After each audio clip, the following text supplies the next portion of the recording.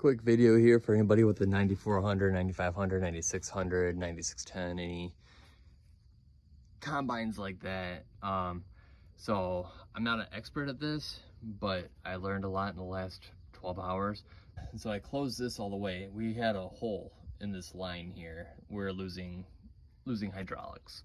And so we completely drained our reservoir twice. We're like, all right, we got to do something. So we swapped out this line, and we have a junk combine parked behind the shed. And luckily, the 9500 and the 9600 lines look exactly the same. There is no difference at all. So we lucked out.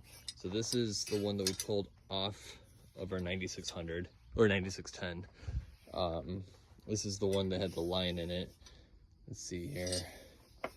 Yeah, it's right in here. You guys don't really need to see it, but there's a pinhole and it's shooting hydraulic fluid out.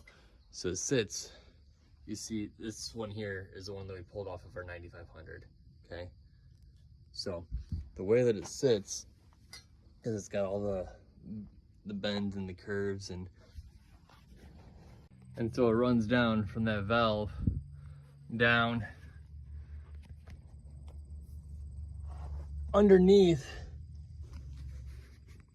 and it goes up. Sorry, I'm getting you guys dizzy here.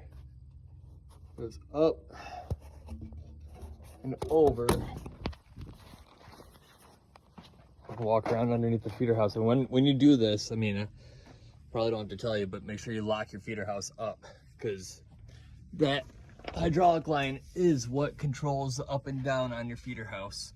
And see, it comes through right there, okay? And pulling that line out is a pain, okay?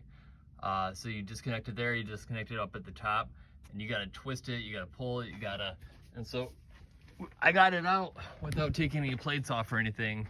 But for putting this one back in, this plate here, this is a 9610, the 9500 was a little different, but that plate,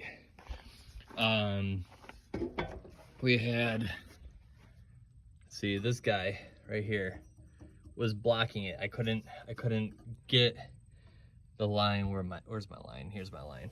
So my line had to come up through here, and I couldn't get up through here because that plate was connected right here. There was no way to get up, so I had to pull that plate off so I could slide it up through that part and get it connected. All right, but once I did that, it went on easy peasy. So let me get this thing buttoned up and get back out in the field.